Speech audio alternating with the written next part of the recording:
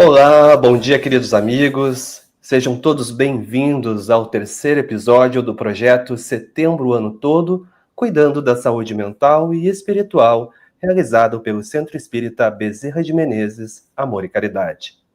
No episódio desse mês, abordaremos então o alcoolismo e as drogas, temas profundamente ligados a questões delicadas, como a violência familiar, acidentes de trânsito e outros problemas que comprometem e desestruturam a vida das pessoas. Além disso, discutiremos como esses desafios influenciam o processo de evolução e aprimoramento espiritual. O uso pode começar com uma simples escolha, aparentemente inofensiva, como uma forma de fuga ou mesmo de alívio diante das dificuldades da vida, sejam elas sociais, econômicas ou emocionais.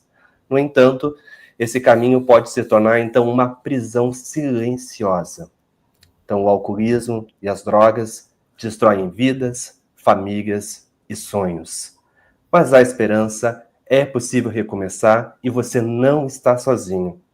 Então, hoje, participando desse encontro, estou eu, Patrick Ribeiro, trabalhador da doutrina espírita, integrante do grupo de voluntários do SEBMAC, que retorno junto com a minha colega Thaís, para explorarmos esse assunto tão importante. Bom dia, meu nome é Thaís, professora, psicóloga educacional escolar e voluntária no SEBMAC. Daremos continuidade, então, à nossa caminhada de estudo e aprendizagem sobre a mente e o espírito.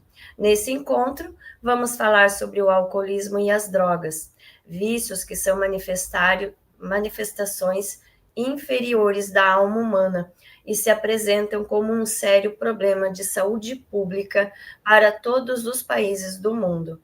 Em 1964, a Organização Mundial da Saúde reconheceu que o uso abusivo de substâncias lícitas e ilícitas se caracteriza como uma dependência e não como um vício ou uma habituação. Isso porque a pessoa dependente não consegue controlar o desenvolvimento da sua escolha, que causa modificações clínicas em seu funcionamento cerebral.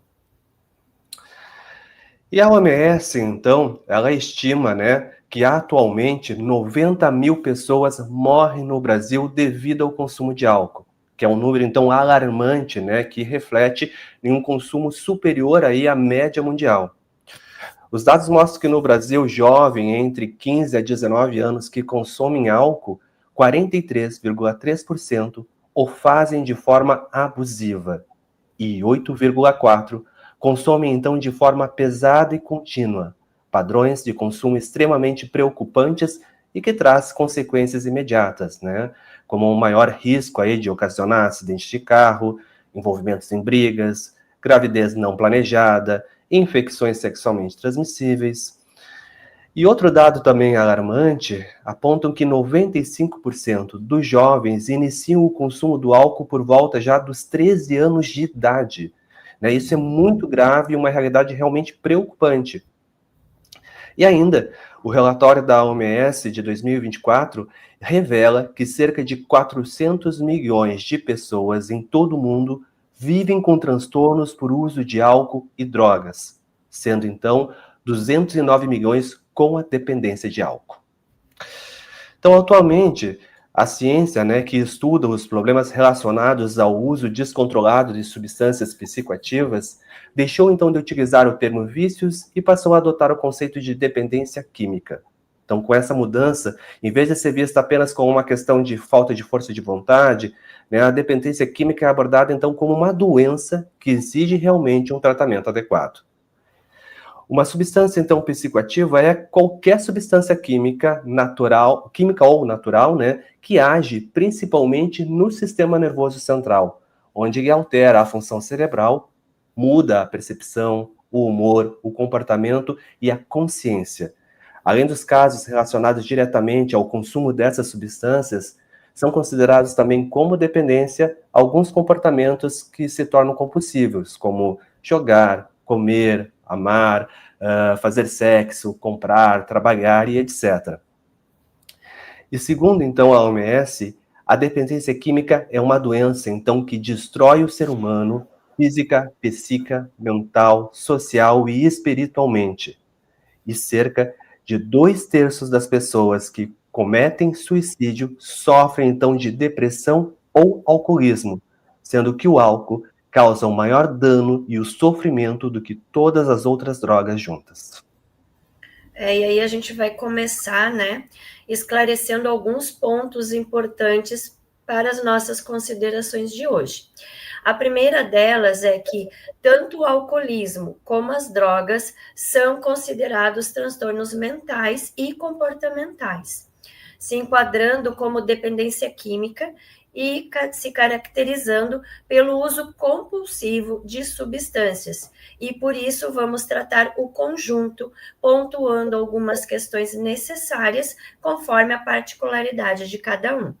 Segundo, é que todo tipo de droga, independente da substância, irá atuar sobre o sistema nervoso central, causando algum tipo de lesão no cérebro.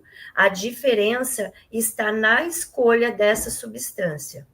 E terceiro, que a dependência química, pelos ensinamentos espíritas, se enquadra como um suicídio lento, inconsciente, indireto, que é o comportamento autodestrutivo. As drogas podem ser lícitas, que são as permitidas por lei, como o tabaco, o álcool, e as drogas ilícitas, que são de uso proibido por lei, como a maconha, cocaína e êxtase. Essa classificação auxilia na compreensão dos diferentes tipos de drogas e seus impactos no organismo.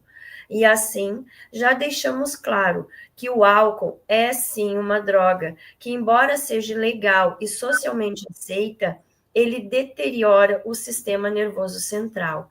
Isso significa que ele reduz a atividade cerebral, alterando a percepção, o humor, a coordenação motora e o julgamento. Certas pessoas são levadas a entregar-se ao uso de substâncias que proporcionam uma ilusória sensação de bem-estar, que se caracterizam pela necessidade compulsória da continuidade da sua utilização e outras vezes do aumento progressivo das doses utilizadas, acreditando que resolverão as suas angústias, ansiedades e até mesmo a depressão, prejudicando assim a sua saúde, o seu viver físico, mental, social e espiritual. Nesse sentido, a dependência química é uma doença que pode ser classificada em primária, crônica, progressiva e fatal. Segundo o Dr. João Lourenço, no programa Transição, a dependência química primária é aquela que nasceu com você. Você pode ter começado a consumir devido a algum acontecimento da sua vida, mas se você tem uma predisposição genética, ela irá se manifestar. A dependência química crônica significa que dura mais de 1 ano e requer cuidados médicos contínuos para a sua prevenção. Começa devagar, sem que você se dê conta de que está ficando dependente. Daí aquela frase, né? Eu paro quando eu quiser, eu tenho controle, porque o dependente acha que possui esse controle sobre ela, quando acontece exatamente o contrário, né? A progressiva, porque ela vai lesando biológica, psicológica, social e espiritualmente, que se você não deter, pode ser fatal. E a fatal, que é a morte pela falência dos órgãos, ou a morte por acidente de trânsito, acidentes de trabalho, brigas, acerto de contas e demência por drogas, onde irá lesar o cérebro a ponto de que ele nem saberá que existe. Como podemos perceber, essa classificação de substâncias atua diretamente no nosso cérebro, que é um órgão de conexão direta com o espírito. Então, Patrick, como acontece esse processo no nosso cérebro? Então, Thaís, o uso das substâncias inibe a região pré-frontal, danificando os neurônios, fazendo com que eles então não consigam mais controlar adequadamente essa região, prejudicando assim o processo então de aprendizagem e de memória, pois as substâncias, elas matam os neurônios e alteram a plasticidade sináptica, que é a capacidade das sinapses de se modificarem, fortalecendo ou enfraquecendo, então, as conexões entre os neurônios.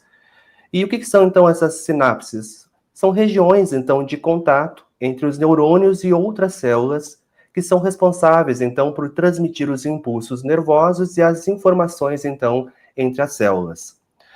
Clinicamente falando, não existe, então, uma regra, uma causa única, né? Algumas pessoas possuem, então, a predisposição, enquanto as outras podem, então, estar sujeitas a elas após algum tempo aí de uso. Mas existem, então, aí alguns fatores, né, que agravam e que devem, então, ser considerados. A gente tem, então, fatores biológicos, que é, então, a predisposição genética, né, a quantidade e a frequência aí de consumo. Tem fatores psicológicos, né, as dificuldades aí de lidar com as frustrações, os traumas de infância, a depressão, a ansiedade, os problemas emocionais. A gente tem os fatores ambientais, né, que é viver num ambiente nocivo ali em casa, né, pontos de tráfico de drogas perto, então, do local de residências, a influência da mídia, da televisão, do rádio, da internet. A gente tem também os fatores sociais, como o bullying, a pressão para se enquadrar dentro de um determinado grupo, a influência, então, de familiares ou amigos aí que consomem drogas, e outros fatores, né, como a própria curiosidade, o alívio para a dor, a busca, né, por uma sensação de prazer, a fuga da realidade e a busca até de conexão espiritual. Então, a dependência química, ela pode, então, ser desencadeada por gatilhos, como situações, lugares ou emoções que a pessoa associa ao uso da droga e causa, então, prejuízos aí irreversíveis. E também, Patrick, nós temos os fatores espíritas, como a falta da religiosidade traz dificuldades para lidar com os desafios do dia a dia, né? Numa sociedade onde cada vez mais a gente tem uma competição da beleza, da riqueza, de status, né? A predisposição por problemas causados em vidas passadas, onde os distúrbios mentais acompanham, né, e acompanharam a pessoa após o desencarne, conforme o psiquiatra Edson Luiz Cardoso, no webinário Uso de Substâncias Químicas e Suicídio numa Visão Médico-Espírita, da FEB TV, do projeto Prefiro Viver, a questão espiritual ainda passa por alguns estágios. Primeiro estágio, a influência espiritual, atração por semelhança, né, de gosto, de pensamento. Segundo, cárcere da obsessão, onde encontrará inimigos de outras vidas. Terceiro, vampirismo espiritual, a energia sugada pelos espíritos desencarnados que estão acompanhando o dependente. Quarto, fixação mental, o pensamento não segue o fluxo normal, tendo a fixação por um objeto ou algum ser, sendo totalmente manipulado pelos obsessores. Quinto, no mundo espiritual, sua condição de desencarne como dependente químico pode evoluir para uma condição de ovoide. Ovoide, estágio final da fixação mental, quando o obsessor, pela ação do pensamento fixo e pela falta de atividade, vai acusando passo a passo o seu obsediado grandes transformações no corpo perispiritual, até os órgãos psicossomáticos ficarem retraídos, chegando ao estado de ovoide. E quando reencarnam, trazem grande parte da condição neurótica, psicótica, e mutilados, feridos e enfermos de todos os tipos. Então, a gente vê que essa situação é extremamente importante de comentar, pois todo dependente químico possui companhias espirituais. Quando acontece o uso de substância, ele alimenta os seus companheiros espirituais com a droga. Portanto, o dependente é vampirizado pelos espíritos que ali estão. Nem todos são obsessores, e não podemos garantir essa questão, porque cada caso deve ser analisado individualmente. Na maioria, as drogas abrem um canal de conexão com o inconsciente, facilitando lembranças que podem ativar inimizades de outras vidas, gerando os casos de obsessão. Outra situação é quando dormimos. O nosso espírito desdobra, buscando as condições de igualdade com a nossa vibração. Que lugares, então, os dependentes químicos costumam visitar quando estão desdobrados? É uma situação a se pensar, pois nesse desdobramento, o encontro com os espíritos vampirizantes também acontecem. E como diz Joana de Ângeles no livro Contribuições de Joana de Ângeles para Análise dos Transtornos Mentais, uma grande massa daqueles que hoje tombam no drama doloroso das substâncias psicoativas são espíritos reincidentes.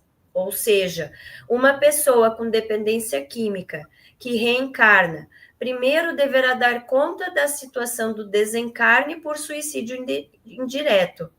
Logo, terá que ter consciência dos seus atos. Mas nesse período de erraticidade entre a perturbação e o resgate, quantos anos não estará desperdiçando, vampirizando outras pessoas reencarnadas?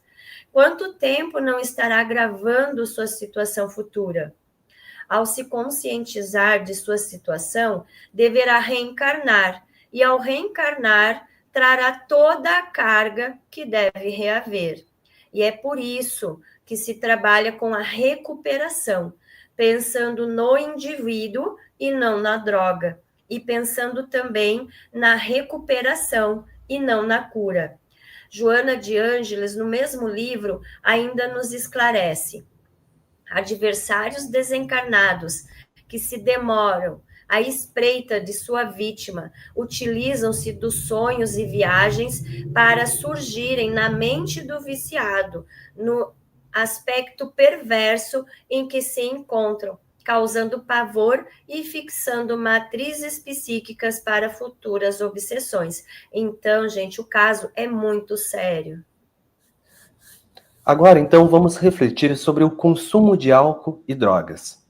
Uma pessoa, então, com um estado de espírito com um vazio existencial, na busca desenfreada pelo prazer, encontra no consumo a satisfação e a realização imediata, né? Pois as substâncias atacam diretamente o circuito de recompensa cerebral, inundando, então, de dopamina, que é um neurotransmissor responsável, né, pela sensação de prazer. A questão é que ela é de curta duração, né? Essa sensação onde a pessoa, então, acaba voltando, né, para o vazio.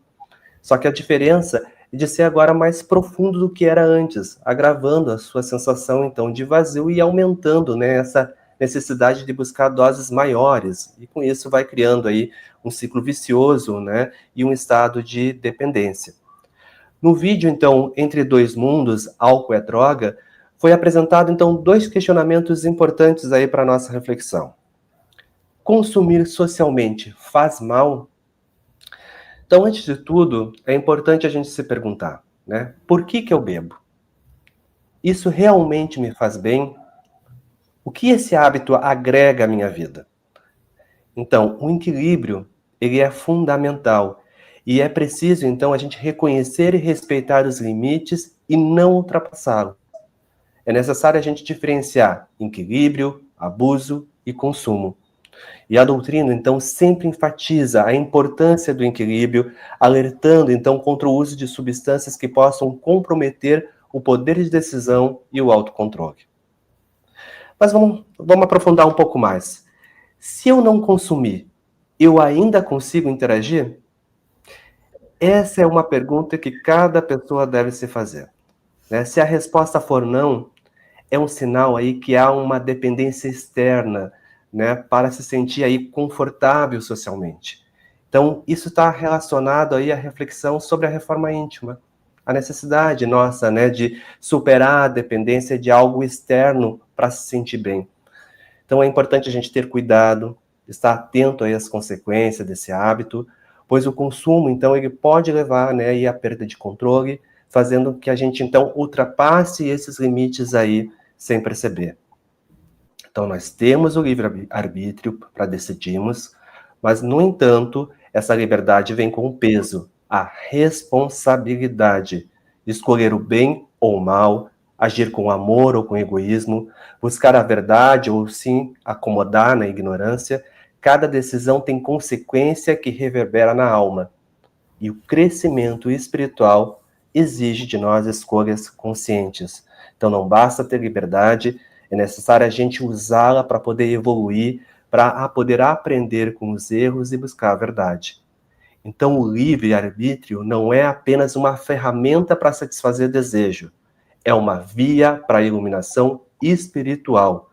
Quanto mais consciente nos tornarmos, mais percebemos que a nossa liberdade está ligada à questão da responsabilidade e que cada escolha nos aproxima então ou nos afasta da nossa essência mais elevada. Assim, o verdadeiro exercício do livre-arbítrio não é fazer o que queremos, mas sim escolher o que nos torna mais sábios e amorosos. A questão 911, então, do Livro dos Espíritos, Kardec fez a seguinte pergunta, né? Não haverá paixões tão vivas e irresistíveis que a vontade seja impotente para dominá-las? E o Espírito de Verdade responde: há muitas pessoas que dizem, quero, mas a vontade só lhe está nos lábios. Querem, porém muitos satisfazem que não seja como querem. Quando o homem crê que não pode vencer as suas paixões, é que seu espírito se compraz nelas, em consequência da sua inferioridade. Compreende a sua natureza espiritual aquele que as procura reprimir, vencê-las, para ele uma vitória do espírito sobre a matéria. Vamos aprofundar então um pouquinho mais sobre como espiritualmente essas drogas agem no campo psíquico. Após a morte, o espírito mantém os mesmos vícios da vida física, desejando então continuar o uso da substância. No plano espiritual, existem vários hospitais que auxiliam na recuperação da consciência e o equilíbrio energético. Existe uma simbiose entre o corpo e o espírito, né? Então, há uma troca constante. O espírito controla o corpo, a consciência. Há uma vibração em todo o corpo e quando ocorre um sentimento de tristeza, isso abala todo o corpo. O contrário também é válido, né? Se você prejudica o corpo, você prejudica o espírito, prejudica o seu campo vibratório, a sua consciência, ela fica então perturbada. Além da dependência química, existe a psicomental, exigindo o equilíbrio para evitar colapsos na consciência. O uso de drogas, ele vai prejudicar tanto o corpo espiritual, né, o perispírito, que adoece energeticamente, quanto o corpo. Caso o indivíduo desencarne devido à dependência química, ele vai continuar enfrentando as mesmas dificuldades no plano espiritual, mas pode se recuperar com os tratamentos adequados. Para que haja uma harmonia entre o corpo físico e o espiritual, é essencial manter a saúde. E para alcançar a saúde, é necessário preservar a pureza. Né? Então, a harmonia, a saúde, a pureza, essa pureza da mente, que exige pensamentos livres de negatividade, como o ódio, a inveja, a autodestruição. Pois nós somos o que pensamos. Então, é fundamental vigiar os nossos pensamentos. Quanto ao corpo, o uso de drogas causa desequilíbrio, comprometendo a harmonia e impedindo o despertar espiritual. Os espíritos obsessores, eles sentem o cheiro, a vibração áurea, né? Eles podem transmutar o álcool de forma que não permanece na pessoa. Você já sentiu aquela sensação de ser resistente à bebida, né? Onde se admira, orgulhoso, que a bebida não faz efeito no seu corpo? Pois então, quem bebeu não foi somente você, né? Então, a gente tem também a influência nos médiuns.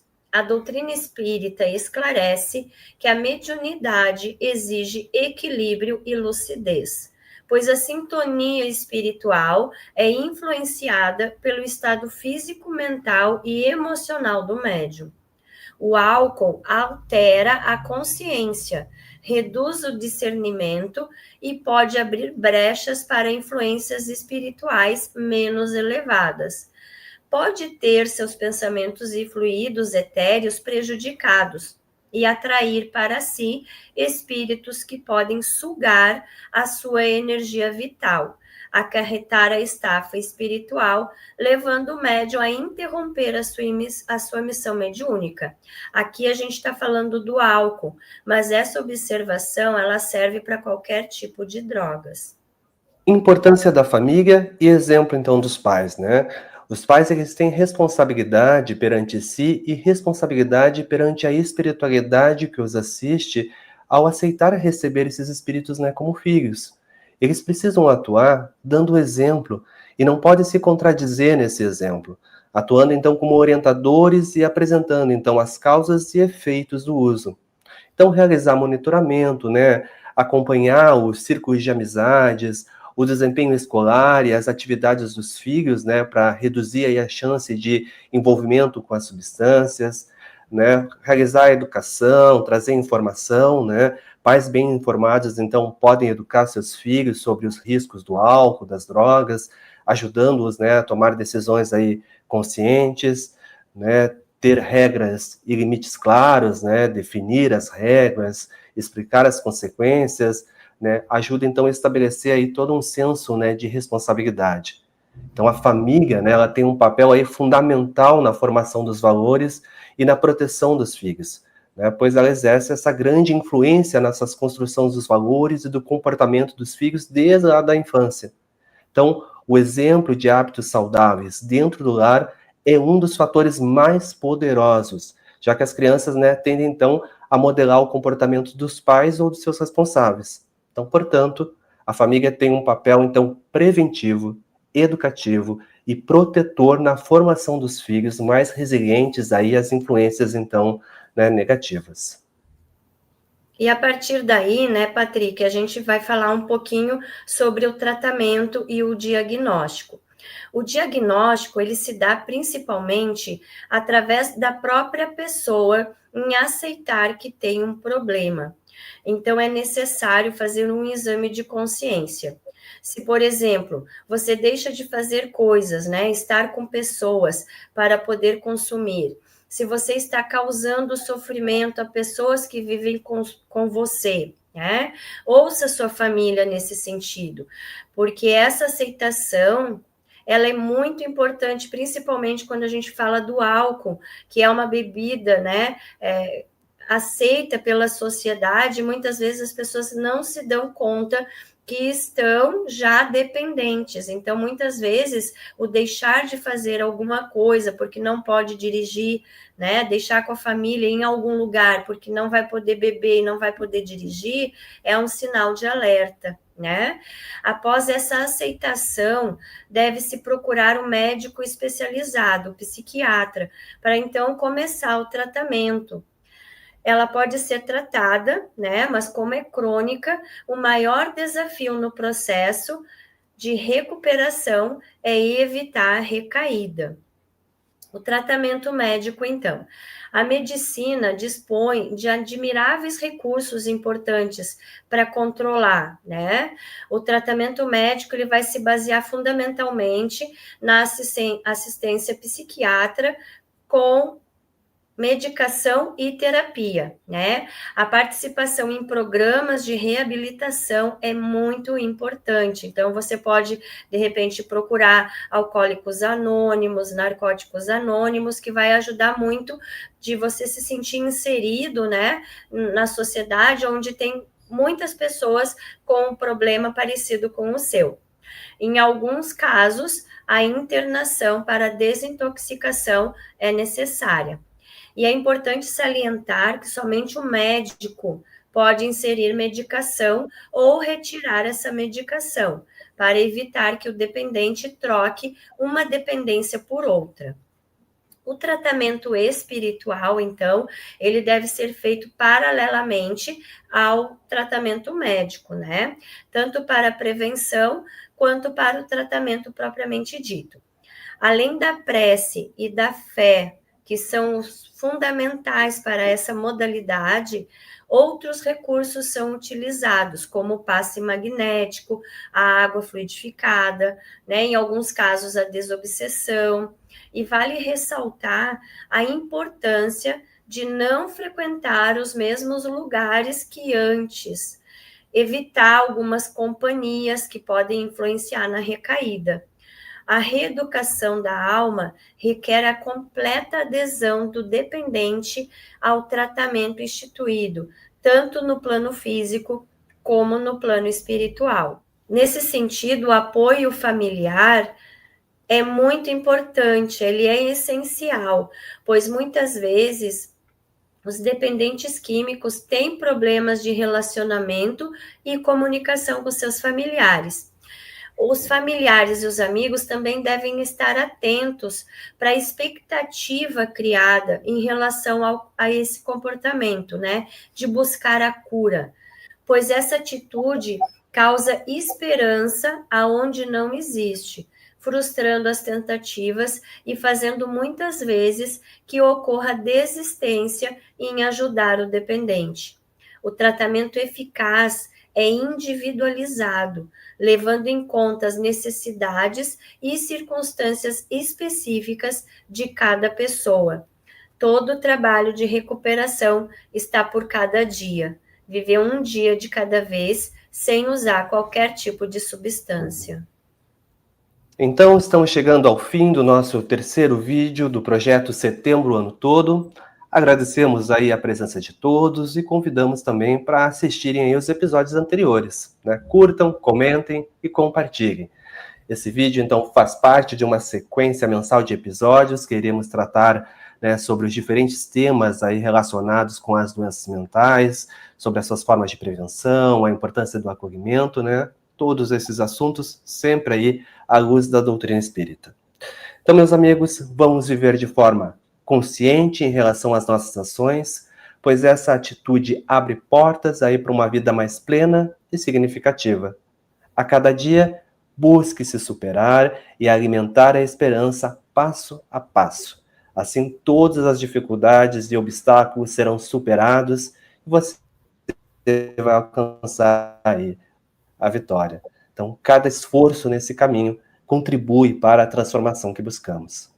Então, convidamos a todos, né, que se conheçam, né, para cuidarem de si mesmo e darem o primeiro passo, né, em busca aí de ajuda sempre que necessário. Orgulhe-se, né, por ter dado, né, esse grande passo aí em direção aí à mudança. E lembre-se, você não está sozinho. Que Deus te proteja e aí até o próximo vídeo. Para finalizar, então, nós vamos mencionar a oração da serenidade, para o fortalecimento e busca pelo equilíbrio, ajudando a combater a vontade pelo consumo e atraindo os bons espíritos e mentores no auxílio contra as influências intencionais dos inimigos espirituais, além de tranquilizar, por meio de um estado meditativo, promovendo a fé e a conexão com Deus no sentido de amenizar o peso da luta solitária. Na descrição do vídeo, deixamos o link para a oração da serenidade. Fique com Deus e até o próximo vídeo.